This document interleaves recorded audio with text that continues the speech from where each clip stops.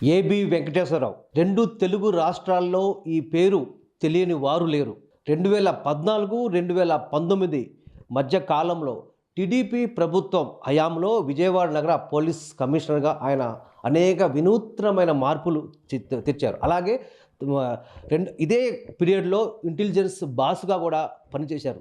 అయితే ఇక్కడ ట్విస్ట్ ఒకటి, 2019 నుంచి 2024 వరకు వైసీపీ ప్రభుత్వం ఏదైతే అధికారంలో ఉందో, వైసీపీ ప్రభుత్వం అధికారంలో ఉన్నప్పుడు ఆయన అనేక అవమానాలకు గురయ్యారు. ఒక రకంగా చెప్పాలంటే వైసీపీ ప్రభుత్వంతో పోరాడి కలబడి నిలబడి చివరకు గెలిచారని చెప్పుకోవచ్చు, ఇటు కోర్టుల ద్వారా. అయితే మొత్తం మీద ఈ ఎపిసోడ్ ఏ విధంగా నడిచింది, అలాగే త్వరలో ఆయన ఒక రాజకీయ పార్టీని కూడా స్థాపించబోయే నేపథ్యంలో పూర్తిగా అసలు ఏంటి 2014, 2019 ఎపిసోడ్ కానీ, అలాగే ఇప్పుడు 2019 తర్వాత 2024 వరకు జరిగిన అనేక అవమానాలు, 24 తర్వాత మళ్ళీ ఇక్కడ టీడీపీ ప్రభుత్వం అంటే కూటమి అధికారం రావడం, కూటమి అధికారంకి వచ్చిన తర్వాత ఆయనను ఒక పెద్దల సభలో చూస్తామనే అభిప్రాయం ఇటు టీడీపీ అభిమానుల్లో కూడా ఉంది. కానీ ఇక్కడ సీన్ అయితే రివర్స్ అయిన నేపథ్యంలో పూర్తిగా ఈ 10 years ఆయన గడ్డు కాలం అని చెప్పాలి. అయితే మొత్తం మీద ఆయన యొక్క మనోవేదన కానీ, పూర్తిగా ఆయన రాజకీయ పార్టీ కూడా అంటే రాబోయే రోజుల్లో రాజకీయ పార్టీ ఒక డిఫరెంట్ మేనిఫెస్టోతోనే ముందుకు వెళ్తారని చెప్పి తెలుస్తూ ఉంది. పూర్తిగా ఆయన మాటలో అడిగి తెలుసుకుందాం. సార్ చెప్పండి, 2014, 2019లో మీకు ఒక గోల్డెన్ డేస్ అంటే చాలా మార్పులే చూసాం, మేము కూడా దగ్గర నుంచి చూసాం. విజయవాడ నగరంలో అనేక మార్పులు తెచ్చారు. అలాగే అంటే విజయవాడ నగర పోలీస్ కమిషనర్గా ఉన్నప్పుడు, తర్వాత ఇంటెలిజెన్స్ బాస్గా ఉన్నప్పుడు కూడా మీకు ఒక డిఫరెంట్ చంద్రబాబు నాయుడు గారు సెకండ్ అంటే మీరు ఏది చెప్తే అది ప్రభుత్వం నడుస్తుందని చెప్పి బయట ఒక టాక్ ఉంది. అలాగే 2019 నుంచి ఒక్కసారిగా అదే ఏబి వెంకటేశ్వరరావు గారేనా అని చెప్పేసి మీరు కొన్నిసార్లు కన్నిటి పర్యవంతమైన నేపథ్యంలో మీరు ఎలా స్పందిస్తారు? 14 నుంచి 19 వరకు ఏం జరిగిందో మీ ఇలాంటి వాళ్ళందరూ చూశారు. 19 నుంచి 24 వరకు ఏం జరిగిందో చూశారు. భవిష్యత్తులో ఏం చేయాలనే దాని గురించి ఎక్కువ మనం కాన్సన్ట్రేట్ చేయాలి, కానీ గతం గురించి తవ్వుకుని అప్పుడు అట్లా జరిగింది ఇట్లా జరిగింది అని అనుకోవటం ఎక్కువ టైం వేస్ట్ ఏమో అనిపిస్తుంది నాకు. వైసీపీ ప్రభుత్వ హయాంలో అనేక ఇబ్బందులు, అంటే ఆ ఇబ్బందులు అయితే పెట్టిన మాట వాస్తవం. తర్వాత మీరు ఒక రకంగా చెప్పాలంటే నిలబడ్డారు, అలాగే కలబడ్డారు, చివరికి అయితే విజయం సాధించారని చెప్పారు. అంటే ఎలా అనిపించింది రాజకీయ వ్యవస్థపై మీరు? అంటే ఇప్పుడు రాబోయే రోజుల్లో రాజకీయ పార్టీ కూడా స్థాపించబోతున్నారు కాబట్టి ఏ రకంగా ఉండబోతుంది? మీరు అంటే అదే రాజకీయ నాయకులు మిమ్మల్ని చాలా క్షోభకు గురి చేశారు కదా, ఎలా మీ పార్టీ ఎలా ఉండబోతుంది? 2019 నుంచి 24 వరకు నేను ఫేస్ చేసిన ఇబ్బందులు కానీ, అవమానాలు కానీ, మానసిక క్షోభ కానీ రాష్ట్రం అనుభవించిన దాంతో పోలిస్తే నేను చాలా తక్కువ అనుభవించాననే చెప్పుకోవచ్చు. ఒక రకంగా చెప్పాలంటే రాష్ట్రంలో ఎంతోమంది కుటుంబాలు నాశనం అయినాయి, ప్రాణాలు కోల్పోయారు, జైళ్ల పాలయ్యారు, ఆస్తులు పోగొట్టుకున్నారు, రాష్ట్ర ఆర్థిక పరిస్థితి దిగజారిపోయింది. సో వీటన్నిటితో పోలిస్తే నేను పడింది ఏదో పెద్ద బాధ ఏం కాదు. అండ్ నాకు దాని గురించి రిగ్రెట్ కూడా ఏమి లేదు. అరే మనం ఎందుకు ఇంత ఇబ్బంది పడాల్సి వచ్చింది అని నాకేం ఇబ్బంది లేదు. ఒక స్టేజ్లో కాంప్రమైజ్ అవ్వండి, వెళ్ళి ఆయనకి సారీ చెప్పండి, ఆయన ఏదో అడుగుతాడంటే చెప్పండి అని అంటే నేను ఆ ప్రిన్సిపల్ మీద నిలబడ్డా. నేను నా ప్రిన్సిపల్ని మాట తప్పను. చంద్రబాబు నాయుడు గారి మీద ఒక అభాండం వేసో, లేకపోతే ఆయన మీద పితూరీలు చెప్పు, లేకపోతే లోకేష్ గారి మీద పితూరీలు చెప్పు నా కాలం గడుపుకోగలిగేవాడిని ఆయనతో కాంప్రమైజ్ అయ్యి. బట్ నేను ఆ ప్రిన్సిపల్ని ఎట్టి పరిస్థితుల్లోనూ దాంట్లో ఆ విషయంలో నా కాన్ఫిడెన్షియాలిటీని, నా ఇంటిగ్రిటీని నేను మెయింటైన్ చేసి దానికి కొంచెం బాధలు పడాల్సి వస్తే పడతాను. ఇప్పుడు కాదు, 100 సార్లు పడమన్నా పడతా.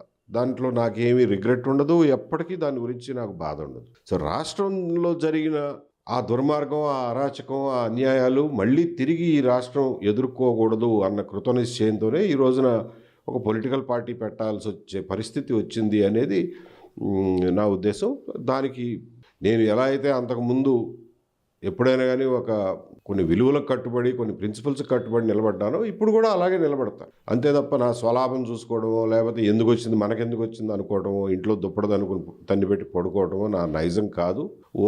శరీరంలో ఓపిక ఉన్నంత వరకు ఇదే పనిలో ఉంటాను. మిమ్మల్ని చూస్తే అంటే మీ తల్లిదండ్రులు కూడా ఉపాధ్యాయులుగా చాలా బుద్ధులు నేర్పారు. అంటే విద్యా బుద్ధులతో పాటు చాలా సమాజంపై కూడా మీకు చిన్నటి నుంచి మీకు పూర్తి అవగాహన ఉన్నట్టు కనిపిస్తూ ఉంది. ఎలా చూస్తాను దాన్ని? లిసన్, చిన్నప్పుడు తల్లిదండ్రులు నేర్పాల్సినవి నేర్పుతారు. కానీ ఒక వయసు వచ్చిన తర్వాత నేర్చుకోవాల్సిన బాధ్యత మంది. మా చిన్నప్పుడు మా తల్లిదండ్రులు నేర్పలేదు కాబట్టి నేను ఇట్లా వెధవలాగా తయారయ్యానని చెప్పుకునే హక్కు ఎవరికీ లేదు. ఊహ వచ్చిన తర్వాత, యుక్త వయసు తీరిన తర్వాత ప్రపంచాన్ని చూసి ఎలా మెలగాలో, మనిషిగా ఎలా మెలగాలో తెలుసుకోవాల్సిన బాధ్యత ప్రతి వ్యక్తి మీద ఉంటుంది. దానికి ఎప్పుడూ చిన్నప్పుడు చదువు, ఈవెన్ అస్సలు చదువు రాని వాళ్ళు, తల్లిదండ్రులు లేని వాళ్ళు కూడా గొప్ప వ్యక్తులైన వాళ్ళు ఉంటారు. కాబట్టి మనం ఏంటి అన్నది దానికి మనమే బాధ్యత పడాలి. అంటే స్ఫూర్తి పొందారా? చిన్న స్ఫూర్తి తప్పకుండా. మా తల్లిదండ్రులు, ముఖ్యంగా మా అమ్మగారు చాలా మంచి విలువలు నేర్పించారు చిన్నప్పటి నుంచే. అవి 1-2 ఇన్సిడెన్సెస్ అయినా కానీ మనసులో గాఢమైనటువంటి ప్రభావం చూపుతాయి. సో ఆ విలువలు నేను ఇంటర్నలైజ్ చేసుకున్నాను. దాని మీద ఫర్దర్ బిల్డ్ చేసుకుని అసలు మనం ఎలా ఉండాలి, ప్రపంచంతో ఎలా ఉండాలి, మిగిలిన వాళ్ళతో ఎలా ఉండాలి, ఏ విషయంలో, నైతికత విషయంలో ఎలా ఉండాలి, ఒక ప్రిన్సిపల్, ఒక మాట చెప్తే తప్పకుండా ఎట్లా ఉండాలి, అబద్ధాలు చెప్పకుండా ఎట్లా ఉండాలి, నిజం మీద ఎలా నిలబడాలి, ఇటువంటి విషయాలన్నీ చిన్నప్పటి నుంచి వచ్చిన స్ఫూర్తి మీద నేను మళ్ళీ ఫర్దర్ బిల్డ్ చేసుకున్నాను. అంటే పొలిటికల్ పార్టీ, అంటే రాబోయే రోజుల్లో పొలిటికల్ పార్టీ కూడా మీరు స్థాపించబోతా ఉన్నారు కదా, ఎలా ఉండబోతుంది? ఇప్పుడున్న పార్టీస్కు భిన్నంగా మీ మేనిఫెస్టో ఉండబోతుంది అంటే ఏం చెప్తారు? ఖచ్చితంగా ఇప్పుడున్న పార్టీలకు భిన్నంగా ఉంటుంది. ఇప్పుడున్న పార్టీల్లో మేనిఫెస్టోల్లో అసలు ఏ పార్టీకి పెద్ద తేడా ఏమీ లేదు. అందరూ ఒకటే ఘాటన పోతున్నారు. ప్రజలకు జరగాల్సిన అన్యాయం జరిగిపోతూనే ఉంది. అరాచకం రాజ్యం వెళ్తూనే ఉంది. కొంచెం చిన్న స్థాయి, పెద్ద స్థాయి అనే తేడా తప్ప బేసిక్ రాజకీయ పార్టీల నడవడికలో కానీ, వాళ్ళు ఓట్లు కొనుక్కునే తీరులో కానీ, మళ్ళా ఆ డబ్బులు తిరిగి సంపాదించడానికి తొక్కే అడ్డదారుల్లో కానీ ఏ రాజకీయ పార్టీకి తేడా లేదు. కాబట్టి దీనికి ఖచ్చితంగా భిన్నంగా, నవనూతనంగా ఒక మేనిఫెస్టోని, ఒక ప్రోగ్రామ్ని ప్రజల ముందుకు తీసుకొచ్చే ఆలోచనలో ఉన్నాం. ఆ పనిలోనే ఉన్నాం. త్వరలోనే ప్రజల దగ్గరికి అన్ని వివరాలతో ప్రజల ముందుకు వస్తాం. అంటే మీరు అంటే వైసీపీ కానీ టీడీపీ అంటే ఈ మధ్య అంటే సేమ్ మేనిఫెస్టో అంటున్నారు కదా, మీరు డిఫరెంట్, అంటే మీరు పెట్టే పార్టీలో అంటే వాళ్ళు చూస్తే, రాజకీయం చూస్తే అంతా డబ్బుతోనే ముడిపడి ఉన్న అంశాలు, టికెట్ కానీ నుంచి మొత్తం ఓవరాల్గా వాళ్ళ పార్టీలు అంటే ఏదైనా ఏనీ పార్టీ కావాలంటేనే ఫైనాన్స్గా చాలా అవసరం ఉన్న నేపథ్యంలో మీ పార్టీ ఫైనాన్స్ పరంగా అంటే డబ్బున్న వారికే ప్రాధాన్యం టికెట్లు ఉంటుందా, ఏ విధంగా ఏ వేరేజ్ ఉంటుందంటే ఏం చెప్తారు? ఇవాళ వైసీపీ కానీ టీడీపీ కానీ ఓట్ల కోసం డబ్బు ఇచ్చే దాంట్లో ఏమైనా తేడా ఉందా? వాస్తవాలు మాట్లాడుకుందాం. వీళ్ళు 2000 ఇస్తే వాళ్ళు 1500 ఇస్తారు, వాళ్ళు 1500 ఇస్తే వీళ్ళు 2000 ఇస్తారు, అంతే కదా తేడా. అంతకుమించి తేడా ఏం లేదు. మళ్ళీ గెలిచిన తర్వాత ఎవరు అధికారంలోకి వచ్చినా కానీ మళ్ళీ ఆ డబ్బులు సంపాదించుకునే దారులు అందరికీ సేమే. అదే బియ్యం అమ్ముకుంటారు, అదే మట్టి అమ్ముకుంటారు, అదే రిజిస్ట్రేషన్ ఆఫీసుల కాడి నుంచి, ఎంఆర్ఓ ఆఫీసుల దగ్గర నుంచి, పోలీస్ స్టేషన్ల దగ్గర నుంచి ప్రతి దాంట్లోనే ఇంటర్వ్యూని అవుతారు. కాబట్టి ఏం పెద్ద తేడా లేదు. మేము అట్లా డబ్బులు ఖర్చు పెట్టము, అట్లా ఓట్లు కొనుగోళ్ళు చేయము, మళ్ళీ తిరిగి సంపాదించుకునే అడ్డదారులు తొక్కాల్సిన అవసరం కూడా మా పార్టీకి ఉండదు. సో ఆ రకంగా ఖచ్చితంగా ఒక కొత్త ఆలోచనతో కొత్త మార్గంలో వస్తాం. ప్రజలకు ఒక ఆల్టర్నేటివ్ ప్రొవైడ్ చేస్తాం. ప్రజలు ఎంతవరకు అందిపుచ్చుకుంటారు అనేది మేము ప్రజలను ఎంతవరకు కన్విన్స్ చేస్తామో దాని మీద ఆధారపడి ఉంటుంది. అంటే పబ్లిక్లో కూడా ఇది అపోహ అనుకోవడం లేకపోతే నిజంగా జరుగుతున్నది అనేది పూర్తిగా స్పష్టత అయితే రావాల్సింది. అంటే కాకీలపై కద్దర్ల పెత్తనం ఒకవైపు ఉంది, అలాగే పబ్లిక్కి వెళ్తే రెస్పాండ్, ఎవరైతే కామన్ మ్యాన్ వెళ్తున్నారో కామన్ మ్యాన్ పోలీస్ స్టేషన్కి వెళ్తే రెస్పాండ్ అవ్వట్లేదు. ఇక్కడ మొత్తం కాకీలపై కద్దర్లపై పెత్తనం అంటే మీరేం చెప్తారు? పోలీస్ డిపార్ట్మెంట్ మీద రాజకీయ నాయకుల పెత్తనం ఎప్పటి నుంచో, ఆయా స్వాతంత్రం వచ్చినప్పటి నుంచి ఉంది. అంతకుముందు బ్రిటిష్ వాళ్ళ టైంలో కూడా ఉంది. అది ఒక న్యాచురల్గా ఉండే పెత్తనం ఉంటుంది. కానీ కనీసం కొన్ని నీతి నియమాలన్నా ఉండేవి పాత రోజుల్లో. ఇప్పుడు అవి కూడా కొంచెం క్రమేపీ తగ్గిపోతున్నాయి. పోలీస్ ఆఫీసర్లు కూడా అంతకు ముందులాగా ధైర్యంగా పని చేయలేకపోతున్నారు. ఎందుకంటే ఎవరిని పని చేయనిట్లా. పని చేయనిస్తే చేయడానికి పోలీస్ ఆఫీసర్లో కెపాసిటీ ఉంది. మేమందరం పని చేశాము, ఎంతో కొంత. మీరు విజయవాడను గుర్తు చేశారు. విజయవాడలో నేను పని చేయగలిగాను అంటే నన్ను ఆ రోజు చేయనిచ్చారు కాబట్టి. లేదు నువ్వేంటి తమాషాలు చేస్తున్నావు అని చెప్పి మర్నాడు ట్రాన్స్ఫర్ చేసి పడేస్తే నేనేం చేయగలను? కాబట్టి పని చేయనిచ్చినంత కాలం చేయడానికి మీకు మంచి ఆఫీసర్లు దొరుకుతారు. ఒకళ్ళని చూసి ఒకళ్ళు నేర్చుకుంటారు. చేయనీయకపోతే అదే ఆఫీసర్లు ఒకళ్ళని చూసి ఒకళ్ళు చెడిపోతారు. సో మనం ముఖ్యంగా రాజకీయ పార్టీలు, అలాగే ప్రభుత్వాన్ని నడిపేవాళ్ళు, నాయకత్వాలు, రాజకీయ నాయకత్వం మారితే తప్ప పోలీసు పనితీరులో మార్పు రాదు. నిన్నగాక మొన్న పెంచలయ్య అని చెప్పి నెల్లూరులో ఒక సిపిఎం నాయకుడు, పాపం సామాజిక కార్యకర్త, మోర్ దెన్ ఎనీ పార్టీ సామాజిక కార్యకర్త, ఆ గంజాయి అమ్మేవాళ్ళు అతను చంపేశారు. ఏం జరిగింది? ఏమి యాక్షన్ లేదు దాని మీద. అసలు ప్రభుత్వం సీరియస్గా ఉండాలి కదా. లేదు. అప్పలరాజు అనే ఆయన్ని ఇక్కడ పొల్యూషన్ విషయంలోనూ ఆ గంగవరం పోర్టు విషయంలోనూ కొంత ఆందోళన చేస్తున్నారు, ప్రజా ఆందోళన చేస్తున్నారు అని చెప్పి పీడీ యాక్ట్ కింద పెట్టి లోపలేశారు. ఇప్పుడు నెలన్నర 2 నెలలు అయిపోయింది. అంటే సామాజిక ఉద్యమాలు చేసేవాళ్ళని, రాజకీయ ఉద్యమాలు చేసేవాళ్ళని పీడీ యాక్ట్లో పెడతారా? ఇది ఎక్కడ కొత్తగా ఎక్కడి నుంచి వచ్చింది న్యాయం? ఏ రకంగా చూడాలి మరి ఈ ప్రభుత్వాన్ని? ఎవరు అడగొద్దా? మీరు ఎట్లాగా అడగరు, మేమన్నా అడగాలిగా. అది పరిస్థితి. అంటే మీరు చెప్పిన దాని ప్రకారం సీఎం చంద్రబాబు నాయుడు కూడా నేను మారిపోయాను, 95 సీఎం చూస్తారని చెప్పేసి పదే చెప్తా ఉన్నారు కదా, ఈ మార్పు లేదంటారా? నేను కొన్ని ఉదంతాలు చెప్పాను మీకు. మార్పు ఉందో లేదో మీరు అసెస్ చేయండి. నేను ఎందుకు చెప్పడం, మీరే అసెస్ చేయండి. 95లో మేము బాగా యంగ్ ఉండేవాళ్ళం, ఎస్పీలుగా ఉండేవాళ్ళం. సో అప్పట్లో ఒక రకంగా చూసాం. కొన్ని విషయాల్లో ఆ 95 లాగానే ఉంది, కానీ అవేం పనికొచ్చే విషయాలు కాదు. అనవసరమైన విషయాల్లో 95 లాగా ఉంది. 95 లాంటి అడ్మినిస్ట్రేషన్ అయితే నేనేం చూడటం. ఎందుకు అంటారు? ఎందుకు ఎక్కడ లోపం జరుగుతుంది అంటారు? అంటే వేరే కొత్త నాయకత్వం ఏమన్నా పెత్తనం చేస్తుందంటారా? ఎలా చూడొచ్చు అంటారు? మీరు బలమైన వ్యవస్థని నిర్మించుకోకుండా పనిని, అధికారాన్ని, డెసిషన్ మేకింగ్, నిర్ణయాధికారాన్ని డెలిగేట్ చేయకుండా నేను ఒక్కడనే అన్నీ చేస్తాను అని అనుకుంటే ఎవ్వరి వల్ల కాదు. మీ పేపర్లో మొత్తం కృష్ణప్రసాద్ గారు నేనే చూసుకుంటాను, మీరు ఎవరు అక్కర్లేదు అని అంటే నడుస్తుంది ఆ పేపరు? అది ఎట్లా అవుతుందో ఇది కూడా అంతే. డెలిగేట్ చేయాలి, సమర్థవంతులైన వాళ్ళని వ్యవస్థలో పెట్టుకోవాలి, వాళ్ళకి తలా ఒక పని అప్పచెప్పాలి, ఆ పనులు ఎట్లా చేస్తున్నారో పర్యవేక్షించుకోవాలి. అదేం జరగటంలా. So he'll not be able to deliver anything. Developments చూసుకుంటే గత వైసీపీ ప్రభుత్వం కంటే చాలా భిన్నంగా చేస్తా ఉన్నాం, శరవేగంగా అభివృద్ధి చేస్తూ ఉన్నాము. రాబోయే రోజుల్లో కూడా మేము పూర్తి స్థాయిలో ఆంధ్రప్రదేశ్ని మోడల్ ఆంధ్రప్రదేశ్గా, అంటే ఇండియా మొత్తం కూడా ఆంధ్రప్రదేశ్ వైపు చూసేటట్టు చేస్తామని చెప్పేసి అంటున్నారు కదా. మీరు చెప్పే చాలా డిఫరెన్స్ చెప్తున్నారు. ఎక్కడ లోపం జరుగుతుంది అంటారు? అంటే 2 years టైమే కదా, మాకు ఇంకా టైం ఉంది అని చెప్పేసి కూటమి ప్రభుత్వం చెప్తున్నమాట. 2 years తర్వాతే అడుగుదురు కానీ పనిలే. ఏ విషయంలో అనూహ్యమైనటువంటి అభివృద్ధి జరుగుతుందో నాకైతే ఏం కనపడటం లేదు. చెప్పుకోవడానికి, కాగితం మీద లెక్కలు వేసుకోవడానికి అన్నీ బాగానే ఉంటాయి. ఏ కొత్త ఇనిషియేటివ్ వచ్చినా దాని వెనకాల ఒక చిదంబర రహస్యం ఉంటుంది తప్ప ఏది కూడా వితౌట్ అన్ ఎజెండా, ప్రజలకు పనికొచ్చే ఎజెండా నాకు ఎక్కడ కనపడట్లేదు. ప్రతి దాని వెనకాల ఏదో ఒక మనకు కనపడని సెల్ఫ్ ఇంట్రెస్టు, ప్రైవేట్ ఇంట్రెస్ట్లు దాగి ఉంటుంది. That is what I'm observing. మీరు ఒక పొలిటికల్ పార్టీ కూడా స్థాపించబోతా ఉన్నారు. గతంలో అంటే ఓపెన్ అందరికీ తెలిసిన లోక్సత్తా పార్టీ కానివ్వండి, అలాగే జై భారత్ పార్టీల పరిస్థితి కూడా అలా వచ్చి ఇలా వెళ్ళిపోయారు కదా, దానికి భిన్నంగా ఉండబోతుందా? ఎలా ఉండబోతుంది పార్టీ విధానం? నా భవిష్యత్తు గురించి నేనేం ఊహించి చెప్పలేను బాలాజీ గారు. ఏంటంటే నిజాయితీగా మా ప్రయత్నం మేము చేస్తాం. మేము నిజాయితీ పరులమో కాదో, మా ప్రయత్నం నిజాయితీ పరమైందో కాదో అన్నది ప్రజలు అసెస్ చేసుకోవాలి. ప్రజల్ని నమ్మించగలిగితే మా విజయం, నమ్మించలేకపోతే మా ఫెయిల్యూర్. నమ్మించగలవా లేదా అనేది నేను ఇప్పుడే చెప్పలేను. మేము పూర్తి స్థాయిలో ఒక పొలిటికల్ పార్టీగా ప్రజల ముందుకు వచ్చినాడు అప్పుడు అన్ని విషయాల్లోనూ కూలంకషంగా మీరు అడిగిన ప్రశ్నలన్నిటి, రాజకీయ ప్రశ్నలు ఉన్నాయి, ఆ రాజకీయ ప్రశ్నలన్నిటికీ ఆ రోజున సమాధానం చెప్తాం. ఇవాళ ఒక ప్రైవేట్ వ్యక్తిగా నేను ఇంతకు మించి ప్రభుత్వం మీద కామెంట్ చేయడం అంత భావ్యంగా ఉండదు. అంటే వాళ్ళ రాజకీయ పార్టీ అంటే ఏదైతే ఫైనాన్స్ డబ్బుతో పాటు ఒక గ్రామ స్థాయి, మండల స్థాయి, నియోజకవర్గ స్థాయి, అలాగే జిల్లా స్థాయి, రాష్ట్ర స్థాయి వరకు ఒక కార్యకర్తలు, అలాగే ఇటు నాయకులు పూర్తి స్థాయిలో నిర్మాణం జరగాలి. కొన్ని సంవత్సరాలు అంటే చెప్పలేని పరిస్థితి ఇటు చూస్తే ప్రధాన పార్టీలోనే, అలాగే కొంత సమయాభావం కానీ, అలాగే ఇటు గ్రామ స్థాయి నుంచి కూడా పూర్తి స్థాయిలో ఏ విధంగా మీరు పార్టీ నిర్మాణం చేయబోతున్నారు అంటే ఏం చెప్తారు? నిర్మాణాత్మకంగా పటిష్టంగా ఉన్న పార్టీని నిర్మించుకున్నప్పుడే ప్రజల్ని కదిలించగలుగుతాం.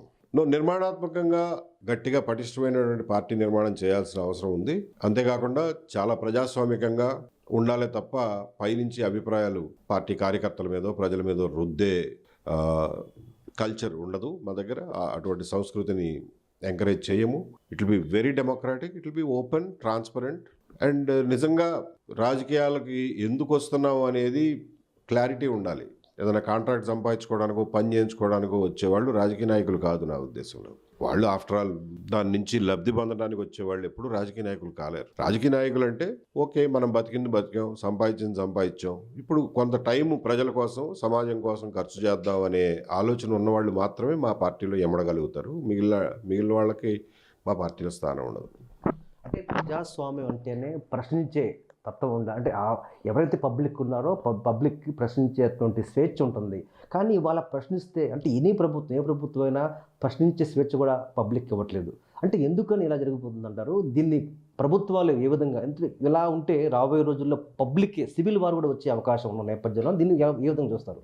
మనం దీనికి గనక ఒక ప్రజాస్వామికమైన శాంతియుతమైన పరిష్కారం కనుక్కోకపోతే, ఒక ఆల్టర్నేటివ్ సిస్టమ్ని కనుక మనం తీసుకురాలేకపోతే, ఇది చివరికి ప్రజాయుద్ధానికి, సివిల్ సొసైటీ స్ట్రైఫ్కి దారితీయటం తథ్యం. బికాస్ ప్రజలకు ఇంకా వేరే మార్గం ఏమి ఉండదు. పోలీస్ స్టేషన్కి వెళ్తే కేసు తీసుకోడు, ఎంఆర్ఓ ఆఫీస్కి వెళ్తే నా భూమి ప్రాబ్లం సాల్వ్ చేయడు. ఎవరికి వెళ్ళి చెప్పుకోవాలి నేను?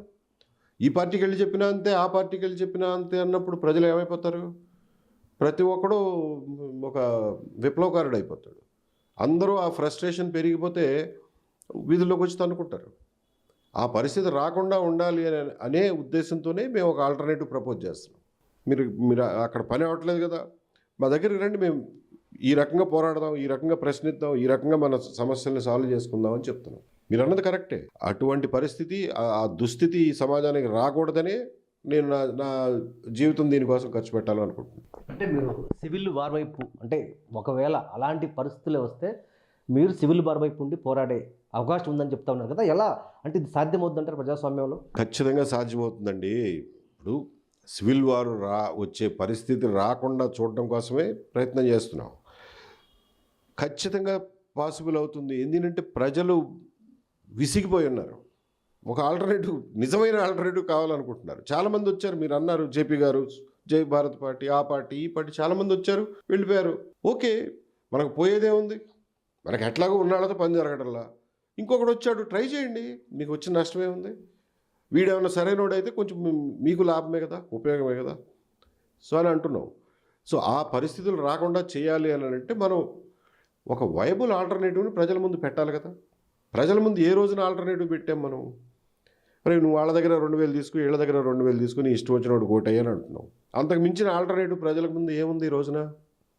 కాబట్టి ఆ ఆల్టర్నేటివ్ని ప్రొవైడ్ చేయడం కోసమే ప్రయత్నం చేస్తాం. ఇప్పుడున్న పార్టీలకు ప్రత్యామ్నాయ పార్టీగా మీ పార్టీ అంటే ఏ విధంగా బిల్డప్ చేసే అవకాశం ఉందంటారు? సరే, వీడి వల్ల ఏమవుతుంది, ఒంటరోడు అని అనుకుంటున్నారేమో.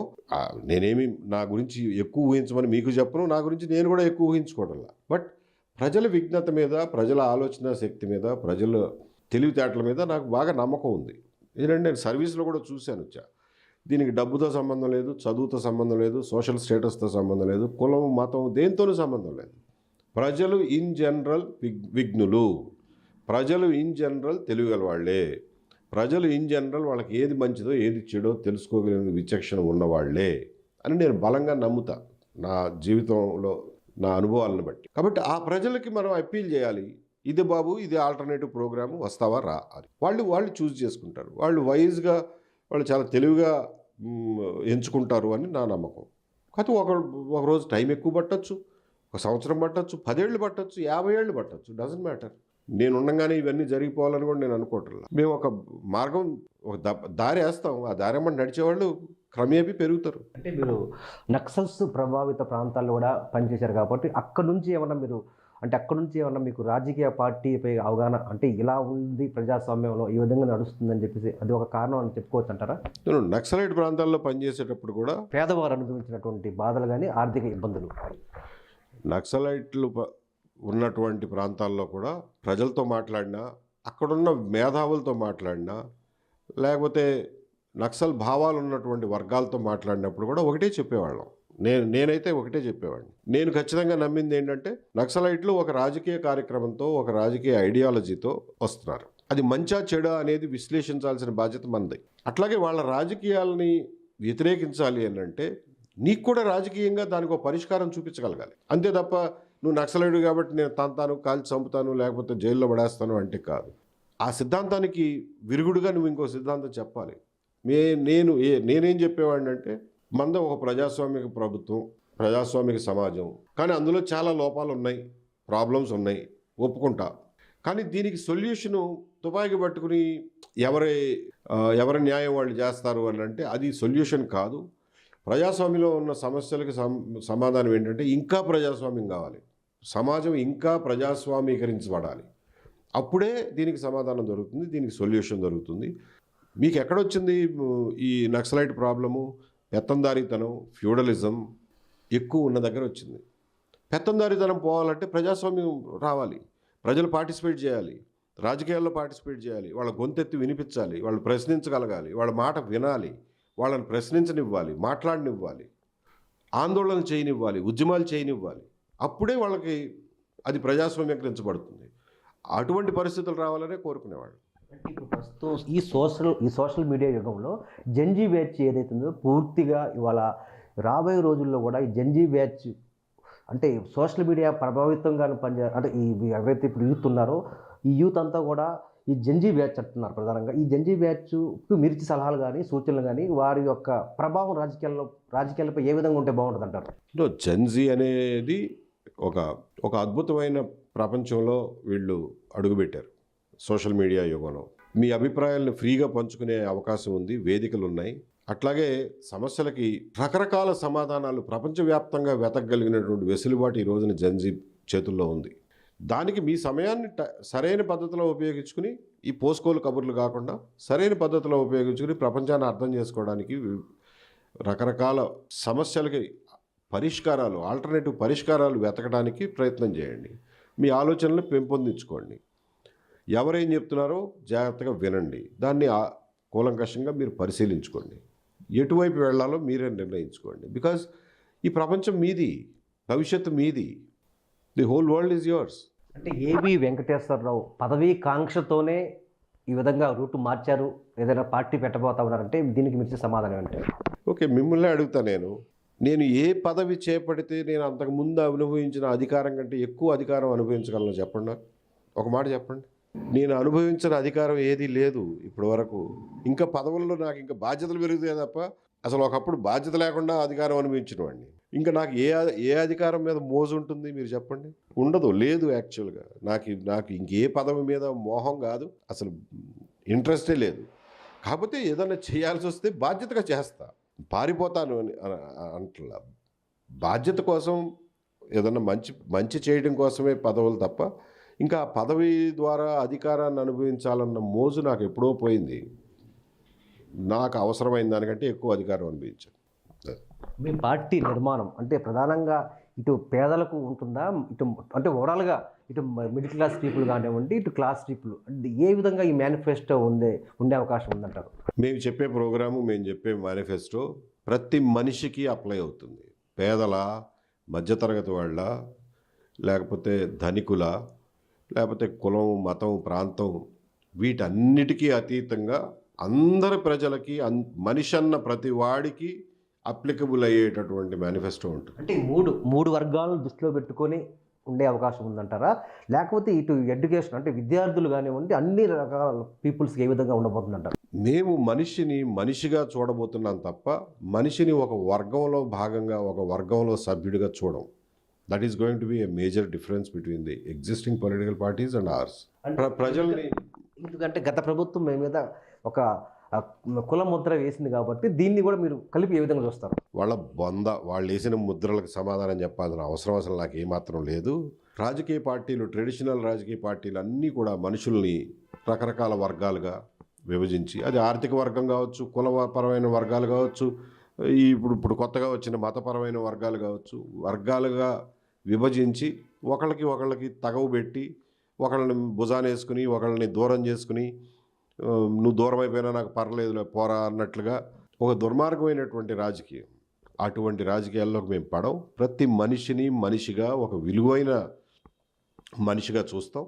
ప్రతి మనిషికి అవసరమైన ఇష్యూస్ గురించి మాట్లాడతాం. అంటే ఫైనల్గా ఇటు ఇప్పుడున్న ప్రభుత్వం కానీ ఏదైతే కూటమి ప్రభుత్వం ఉందో, కూటమి ప్రభుత్వంలో ఉన్నటువంటి పార్టీలు కూడా వైఖరి ఎలా ఉందంటారు? అంటే నాయకుల వైఖరి కానివ్వండి, ఇప్పుడున్న ఎమ్మెల్యేస్ కానీ, మినిస్టర్స్, మొత్తం ఓవరాల్గా కూటమి ఎలా ఉందంటారు? కూటమి ప్రభుత్వం మీరు నాతో ఎవరినో విమర్శించడం కోసం ఇంటర్వ్యూలు చేయడం ఎందుకు? నేనేం చేయబోతున్నానో అడగండి, చెప్తా. వాళ్ళు ఎట్లా చేస్తున్నారో మీ అందరికీ తెలుసు కదా. ఇప్పుడు కూడా చెప్పాను, చాలా విషయాలు చెప్పాను.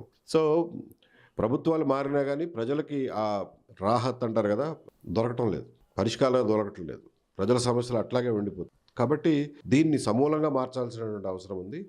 జగన్మోహన్ రెడ్డి గారి గవర్నమెంట్లో జరిగిన అరాచకాల గురించి ఎవరూ పట్టించుకోరు. అప్పుడు జరిగిన అన్యాయాలకి అప్పుడు నష్టపోయిన వాళ్ళ గురించి ఎవరూ పట్టించుకోరు. అంటే వాళ్ళ కర్మ అంతే అని వాళ్ళ మీరు చేసే తప్పులు మీరు చేస్తున్నారు. సో ప్రజలకు ఏమొచ్చింది?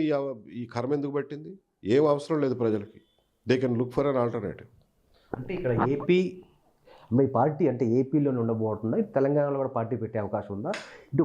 ఇటు చూసుకుంటే పబ్లిక్లోకి వెళ్ళి మీరు సమావేశాలు కానీ అలాగే మేధావులతో కూడా ఏ విధంగా చర్చించబోతా ఉన్నారు? ముఖ్యంగా ఏపీలోనే మేము కాన్సన్ట్రేట్ చేస్తామండి. తెలంగాణ గురించి ఇప్పటివరకు ఏం అనుకోలేదు.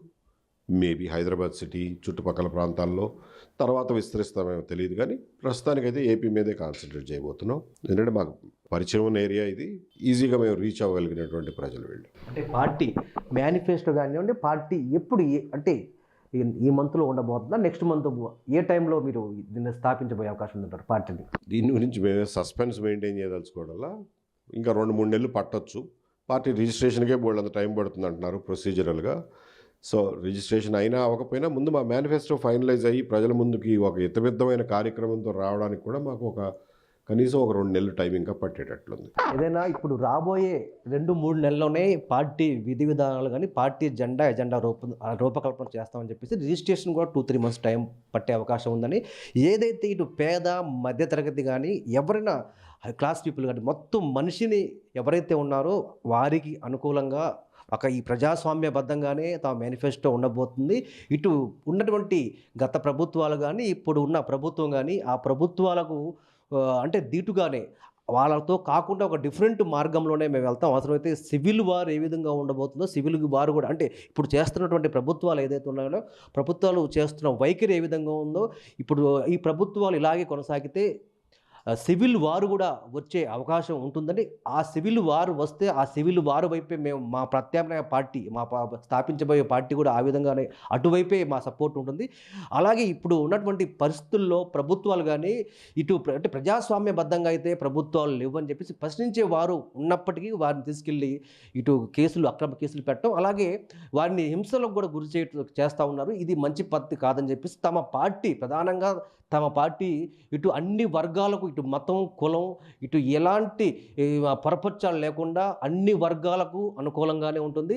తాము అంటే ఏదైతే ఉందో ఇప్పుడు రాబోయే రోజుల్లో ఏపీ వ్యాప్తంగానే తాము కొన్ని పబ్లిక్ ఒపీనియన్స్ కానీ మేధావులతో చర్చించి పూర్తి స్థాయిలో మేనిఫెస్టో కూడా విడుదల చేస్తాము. అలాగే 2-3 మంత్స్లో తాము పార్టీ కూడా స్థాపిస్తామని చెప్పేసి, ఏది ఏమైనప్పటికీ పబ్లిక్ సంక్షేమం కోసం అంటే ఎవరైతే అణగారిన వర్గాలు ఉన్నాయో వారితో పాటు అన్ని వర్గాల వైపు కూడా తాము నిలుస్తామని చెప్పేసి చెప్తా ఉన్నారు.